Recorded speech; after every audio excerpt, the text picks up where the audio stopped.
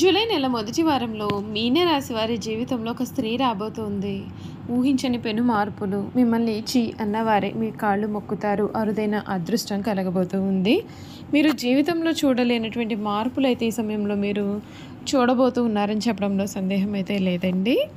July నెల మొదటి వారంలో మీనరాశి వారి జీవితం ఏ విధంగా మారబోతుంది, వీరికి ఏ విధమైన అదృష్టం కలగబోతుంది, వీరి జీవితం ఏ విధంగా ఉండబోతోంది, అన్ని విషయాల గురించి కూడా ఇప్పుడైతే మనం క్లియర్గా ఈ వీడియో ద్వారా తెలుసుకుందామండి.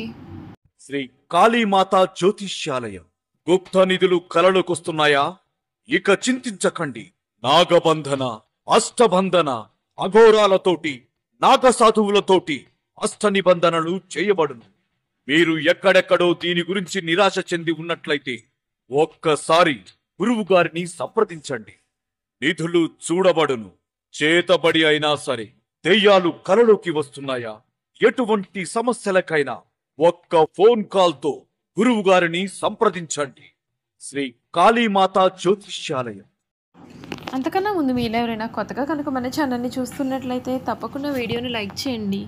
తప్పకుండా మన ఛానల్ని సబ్స్క్రైబ్ చేసుకోవడం మర్చిపోకండి. సబ్స్క్రైబ్ చేసుకోవడంతో పాటుగా పక్కనే ఉన్న బెల్ ఐకాన్లో ఆల్ ట్యాప్ చేయండి. ఈ విధంగా చేయడం ద్వారా మేము పెట్టే ప్రతి వీడియో కూడా మీకు నోటిఫికేషన్ రూపంలో కనిపిస్తుంది. మీరైతే మిస్ కాకుండా మన వీడియోని చూడగలుగుతారు.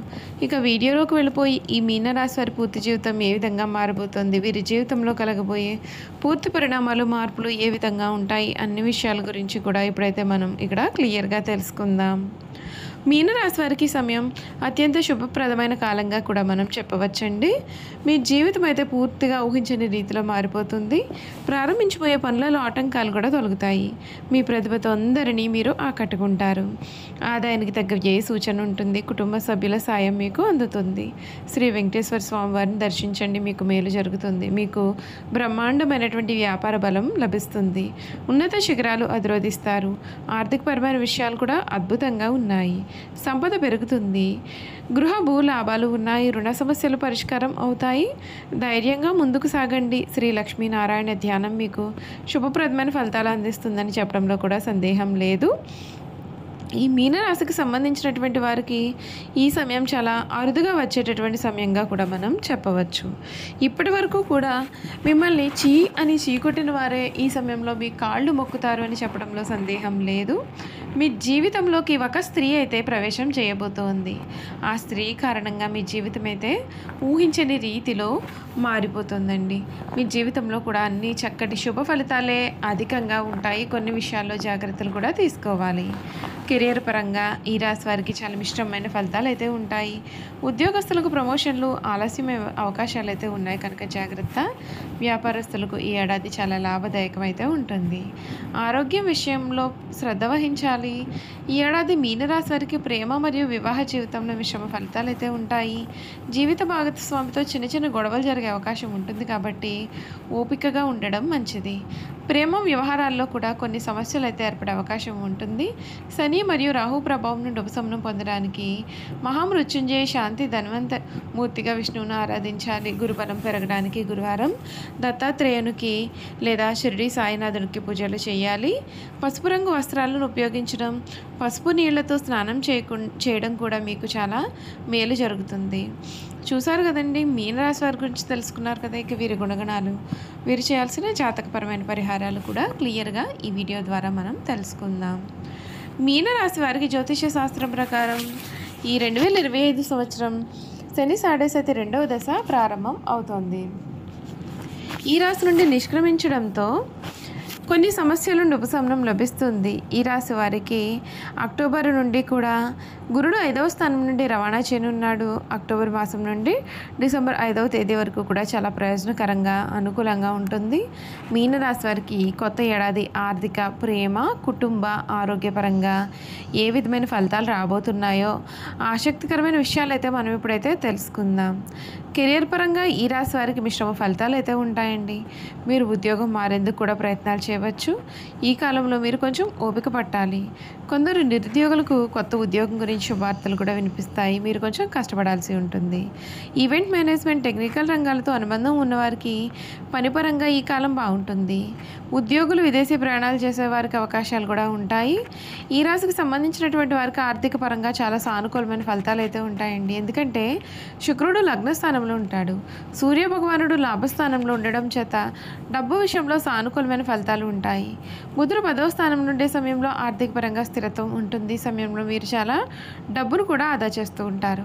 వ్యాపార పరంగా ఈ రాశి వారికి నవంబర్ వరకు కూడా అనుకూలంగా ఉంటుంది. మీరు మంచి పురోగతి సాధిస్తారు. ఎందుకంటే ఈ రాశి వారికి శనిదేవుని 2.5 దశ ముగియనుంది.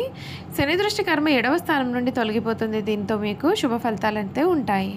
అయితే రాహు లగ్న స్థానంలో ఉండే సమయంలో కొన్ని గొడవలు జరిగే అవకాశాలు అయితే ఉంటాయండి.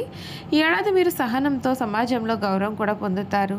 ఆరోగ్యపరంగా కూడా ఈ రాశి వారికి పాత సమస్యల నుండి కూడా మీకు పూర్తిగా విముక్తి అయితే ఈ సమయంలో లభిస్తుంది. విద్యాపరంగా ఈ రాశి వారికి సర్వసాధారణంగా ఉంటుంది. ఈ కాలంలో పోటీ పరీక్షల్లోనూ, ఇంటర్వ్యూల్లో కూడా విజయం సాధించవచ్చు. మీరు విదేశీ విద్య కోసం వీసా కూడా పొందవచ్చు. అక్టోబర్ నెల వరకు కూడా నెలలన్నీ కూడా మీకు శుభప్రదంగా ఉంటాయి. ఈ కాలంలో సోమరితనాన్ని వదులుకోవాలి. మీరు ప్రతికూల ఆలోచనలకు దూరంగా ఉండాలి. ఈ రాశి వారి వివాహ జీవితంలో మిశ్రమ ఫలితాలు అయితే ఉంటాయండి. శని శుక్రుడు సంచారం సమయంలో లగ్న స్థానంలో ఉండడం చేత ఈ రాశి వారికి సాధారణంగానే ఉంటుంది. రాహు శని సంయోగం ఉంటుంది. ఈ కలియిక ఈ రాశి వారికి వైవాహిక జీవితంలో కొన్ని సమస్యలు అనేవి కలిగించవచ్చు.